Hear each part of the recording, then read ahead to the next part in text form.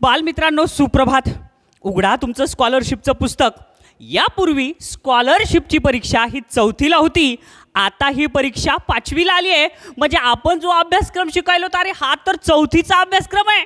मग 4थीचा अभ्यासक्रम जर 5वीला आला तर सोपा जाईल का अवघड?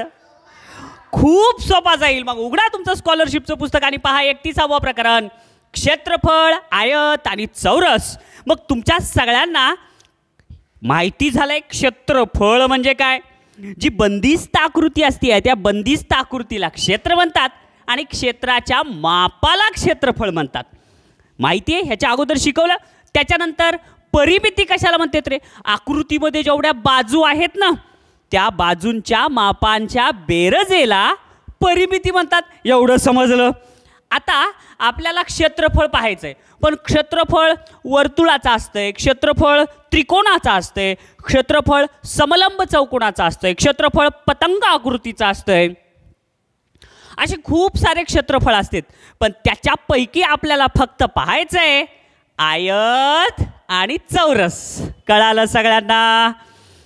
आईस्क्रीमच्या दुकानात तुम्ही जातात, खूप सारे आईस्क्रीम असतात, पण त्याच्यात तुम्ही काय म्हणतात? आम्हाला फक्त चॉकलेट आणि स्ट्रॉबेरीज फ्लेवर द्या.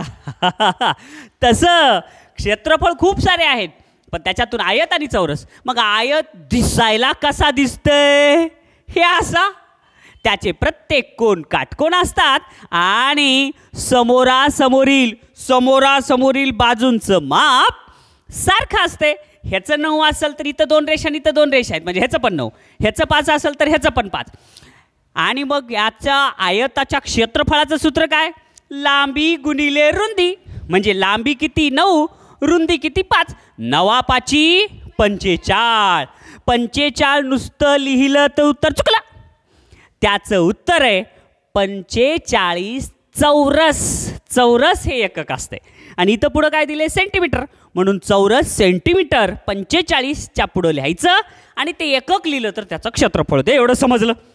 तसंच चौरस खाली दिले. चौरसाचं क्षेत्रफळाचं सूत्र बाजूचा वर्ग. बाजूचा वर्ग म्हणजे काय? बाजू गुणिले बाजू. इथं जर 11 सेंटीमीटर बाजू आहे तर ह्याची पण 11, ह्याची पण 11, ह्याची पण 11. समजलं? आणि बाजूचा वर्ग म्हणजे 11चा वर्ग किती? मग 121. हे त्याचं क्षेत्रफळ झालं. नुसतं 121 जर असेल पर्यायामध्ये तर उत्तर चुकलं. 121 चौरस मीटर असेल तर तेही पर्याय चुकला. 121 मीटर असेल तरी उत्तर चुकलं. 121 चौरस सेंटीमीटर असेल तर उत्तर बरोबर. समजलं? नाही तर सगळीकडेच 121 देतात. मग त्याच्यातून आपलं कोणतं उत्तर बरोबर काढायचं हे लक्षात यायला पाहिजे. हे समजलं सगळ्यांना? पक्क समजलं सगळ्यांना? मग आता हेही समजलं तर परिमिती म्हणजे काय? बाजूंची बेरीज. मग या चौरसाची परिमिती किती आली?